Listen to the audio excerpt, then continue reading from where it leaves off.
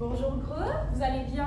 Oui. Oui, ça s'est bien passé votre fin de semaine? Oui. Quelqu'un qui a quelque chose à me raconter? Raconte-nous. Mon chat, il est mort. Pas pour vrai. Je suis tellement désolée. Mon chat aussi a 13 ans puis il a la diarrhée en ce moment. Je peux comprendre qu'on vit des moments difficiles parfois pour nos animaux. Donc, on va commencer tout de suite parce qu'on a un gros programme pour la période d'aujourd'hui. Je voulais savoir, est-ce que ça nous arrive parfois, comme on est en début d'année, on est encore dans la deuxième semaine de septembre, on aimerait ça apprendre à connaître des nouvelles personnes dans le groupe, dans l'école. Et c'est pas toujours facile à faire parce qu'on a besoin de vocabulaire pour ça. Quand on essaie d'apprendre à connaître quelqu'un, qu'est-ce qu'on va essayer de faire de prime abord? Oui, Poser des questions. poser des questions. Et c'est comme ça qu'on va pouvoir aujourd'hui s'exercer à poser des questions en abordant la phrase interrogative. Donc, je vais vous projeter une vidéo. Clic. Super! Donc, maintenant qu'on a visionné la vidéo, qu'est-ce que vous avez pu comprendre qu'on va voir aujourd'hui? Oui. Ça prend un point d'interrogation. Oui. Ça prend des mots interrogatifs. Oui, des mots interrogatifs. Autre chose que vous avez retenu rapidement avant qu'on aborde ça en profondeur? Que la phrase commence par une majuscule. Ah, c'est bon. C'est très bon. Donc, je vais avoir besoin d'un participant pour distribuer les documents qu'on va avoir besoin pour étudier la phrase interrogative. Oui. Viens m'aider, s'il te plaît.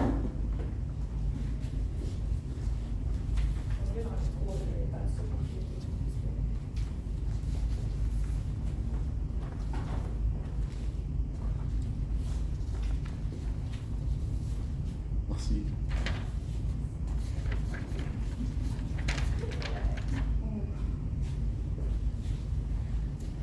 Peu importe ton nom sur ton document, parce que ça va être important que tu ne le perdes pas.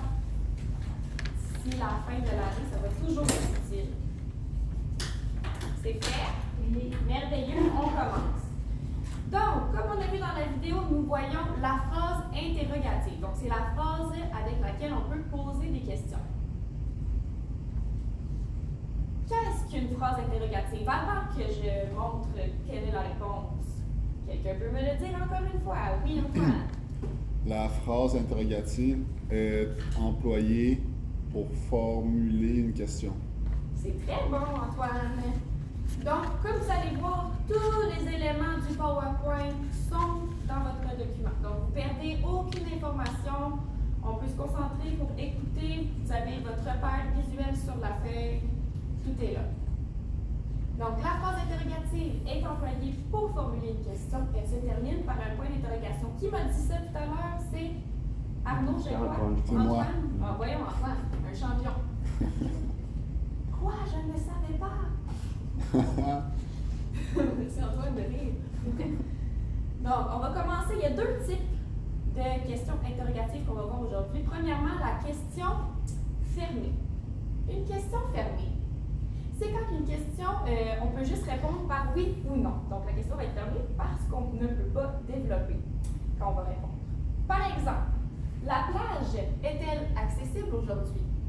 La seule réponse qui va être possible, c'est oui ou non. Donc, ça veut dire que c'est une question fermée.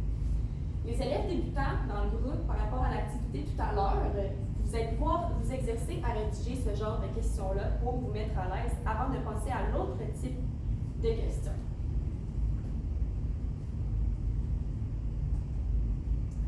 La question ouverte maintenant, l'autre type de question qu'on voit aujourd'hui, celui-là, il est un petit peu plus compliqué parce qu'il y a beaucoup d'options de questions ouvertes qu'on va pouvoir rédiger. On va voir ça ensemble quand même, c'est pas si compliqué. Donc, une question ouverte est une question donnant lieu à une réponse autre que oui ou non. Est-ce que quelqu'un voudrait s'essayer à me poser une question ouverte? Arnaud. Quel est ton animal préféré? Excellent. Là, on a entendu plusieurs composantes dans cette question-là. Par exemple, on va le faire ici. Quel est ton animal préféré? Donc, ici, on va voir qu'il y a un mot interrogatif. On va pouvoir voir ça plus tard, toutes les sortes de mots interrogatifs qu'on peut utiliser pour faire des questions ouvertes. On va voir aussi qu'il y a le point d'interrogation, comme on avait mentionné. Et on sait aussi qu'on peut répondre toutes sortes d'animaux. Par exemple, mon animal préféré est la girafe. On ne dit pas quel est mon animal préféré, oui. Ça ne fonctionne pas. Donc, on va regarder l'exemple ici. Merci Arnaud. À quoi sert cet outil? La réponse, ça va être oui. Donc, on va pouvoir répondre toutes sortes de choses, comme on a vu avec l'exemple de Arnaud. Pour les élèves plus avancés, vous allez pouvoir vous exercer tout à l'heure à faire ça dans notre exercice. Donc, voici la liste des mots interrogatifs que je parlais précédemment. On peut voir que Arnaud a utilisé le mot quel. Il va y en avoir également qui, quoi, où, quand. Il va y avoir pourquoi. On est habitué des fois de dire pourquoi Madame Raphaël telle chose. Donc, il y a plein d'exemples ici. Vous les avez dans votre document. Ça va pouvoir vous aider à titre de référence pour pouvoir créer vos phrases. L'ajout de l'expression est-ce que. Bon, pour les débutants, ça va être un bon truc pour pouvoir commencer à rédiger des phrases interrogatives et pouvoir les formuler également. Donc, on va passer d'une phrase déclarative, qui est une affirmation. Donc, toutes les phrases que vous utilisez au quotidien, la plupart, quand vous interagissez, ça va être une phrase déclarative. Oui, Antoine? C'est quoi affirmation? Affirmation, c'est quand que tu vas tout simplement dire à quelqu'un quelque chose. Donc, tu vas affirmer, tu vas dire. Par exemple, je pourrais dire j'aime les pommes. Je t'affirme que j'aime les pommes. OK. Je te dis que j'aime les pommes. Ce n'est pas une question, c'est une affirmation. C'est bon? La phrase interrogative va donc se transformer si on ajoute l'expression est-ce que. Est-ce que tu es contente d'être ici? Donc, on fait simplement l'ajouter tu es contente d'être ici. Est-ce que tu es contente d'être ici? Pas trop compliqué? Non. Super. L'ajout d'un mot interrogatif suivi d'une inversion du pronom et du verbe. Ça, c'est plus avancé. Mais je vous assure que vous allez y arriver d'ici la fin de l'année, ça va bien se passer. Par exemple, quel légume préfères-tu? Ici, on aurait pu écrire avec l'exemple de Arnaud pour pouvoir inverser le pronom et le verbe. Quel animal est ton préféré?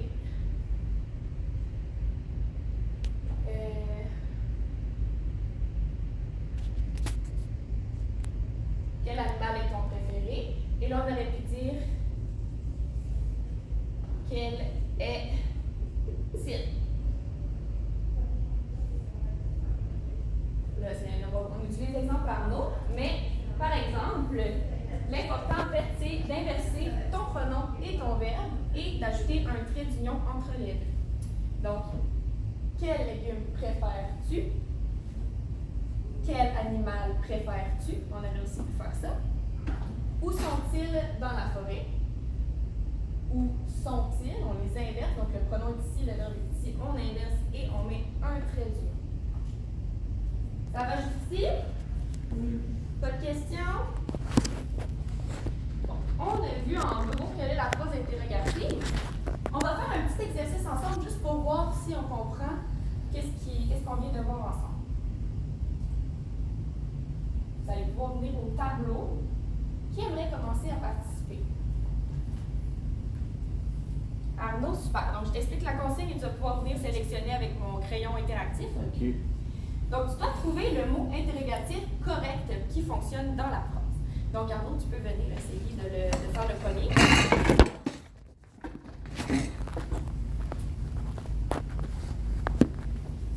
Il y a des choix.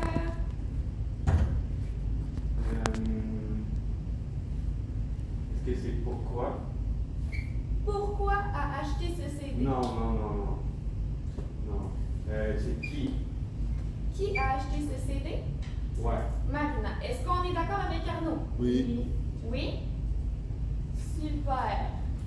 Et donc là, on en ferait d'autres. OK, on fera d'autres. Merci Arnaud. Oups, c'est déjà mal. Maintenant, on va aller vérifier nos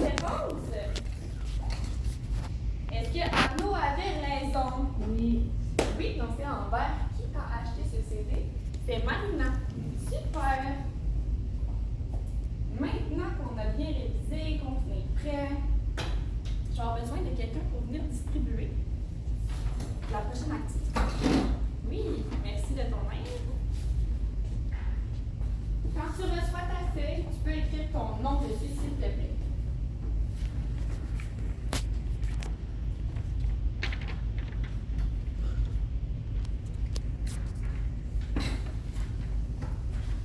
C'est reçu? Oui. Donc, l'activité se nomme J'apprends à te connaître.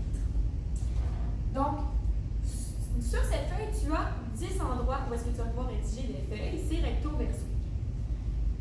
Rédige 10 phrases interrogatives pour apprendre à connaître une nouvelle personne. Donc, ça va être pertinent à utiliser, peut-être, parce que tu vas pouvoir utiliser tes phrases avec quelqu'un.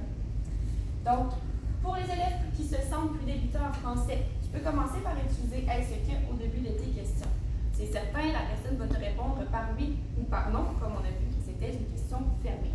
Mais tu vas quand même pouvoir savoir si oui ou non la personne que tu essaies de connaître, elle aime ça ou pas, ou peu importe quel genre de question tu vas lui poser. Pour les élèves avancés en français, tu vas utiliser un mot interrogatif au début de ta phrase, et puis tu n'oublies pas ton sujet, pronom personnel, placé après le verbe et relié celui-ci par un trait d'union. Donc ça, c'est pour la version plus avancée. Si tu te sens prêt à faire ce genre de questions-là, vas-y. Si tu as besoin d'aide de toute façon, tu as accès à toutes tes ressources. Tu peux me demander de l'aide, tu peux demander de l'aide aussi à tes camarades discrètement. Il n'y a vraiment aucun problème. C'est une activité qu'on se pratique. C'est pas une évaluation, donc on fait notre possible. Est-ce que quelqu'un pourrait faire un exemple des questions qu'on pourrait écrire avant qu'on commence? Oui, Diana. Est-ce que tu habites à Montréal? Oh, c'est bon, je vais l'écrire. On va pouvoir la laisser au tableau, ça pourrait faire un bon exemple.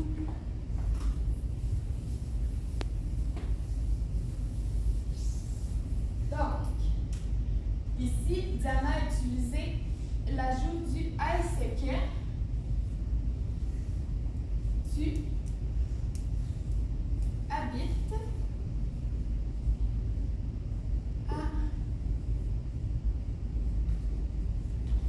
Montréal. On n'oublie pas le point d'interrogation, donc ici elle a ajouté le est-ce que. Et voilà. Pour les élèves plus avancés, qu'est-ce qu'on aurait pu faire avec la phrase de Diana, sans, même si ça va répondre aussi par oui ou non. C'est si on répond par oui ou non.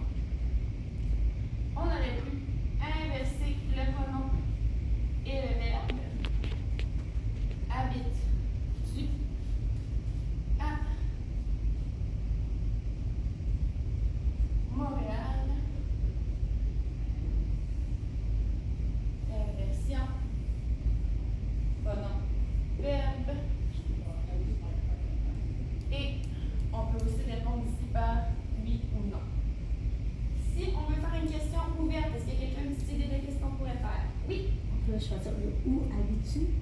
Très bon. Où? Donc, notre mot interrogatif. Habite. Tu. Notre inversion ici du pronom et du verbe accompagné du trait d'union. Et notre point d'interrogation. Est-ce que c'est clair? Des questions sur l'activité? Tu as accès aussi à ton document du PowerPoint, où est-ce que tu as des mots interrogatifs, des exemples de phrases, questions ouvertes, questions fermées. Tu as toutes tes ressources. Si tu as des questions, tu les permettre pour que je vienne te voir et j'aimerais que tu gardes un ton de voix acceptable pour que la classe puisse se concentrer. Quelqu'un peut me répéter au moins une de ces consignes, s'il vous plaît? Oui. On parle pas trop fort pour pas déranger les autres. Et c'est la plus importante. Donc, c'est super. Je vous laisse travailler. On se revoit dans environ 30 minutes. Donc, maintenant qu'on a fait le travail, est-ce que vous pouvez me dire si vous avez trouvé que ça pouvait être intéressant en contexte de vie réelle? Comment est-ce qu'on pourrait utiliser cette activité-là? Oui, Antoine? Si je suis dans la rue et j'ai besoin d'aller quelque part, Si tu es dans la rue, que tu as besoin d'aller à quelque part, c'est vrai. Et j'écoutais pas. C'est vraiment correct, ça arrive. La prochaine fois, j'aimerais ça que tu te concentres un petit peu. Je redis la question. Est-ce que quelqu'un en fait peut le redire? On va voir si quelqu'un d'autre écoutait. Diana, je trouve que tu es vaché un petit peu. On se tient droit. Comment tu peux utiliser ce qu'on a appris aujourd'hui en classe dans la vie réelle? Merci Diana. Si je veux apprendre à connaître quelqu'un, si je veux savoir combien coûte ce que j'achète, C'est très bien. Donc, je pense qu'on a bien compris le but de l'activité. C'est pas juste pour apprendre à connaître quelqu'un qu'on va poser une question, c'est dans toutes sortes de contextes de la vie réelle. On a toujours besoin de poser des questions, autant ouvertes que fermées. On a développé nos habiletés à poser toutes sortes de questions aujourd'hui. Donc, j'espère que d'ici le prochain cours, vous allez avoir des belles expériences de questions à me raconter, parce que c'est sûr que je vais vous poser la question. Donc, bonne récréation, puis on se revoit tout à l'heure.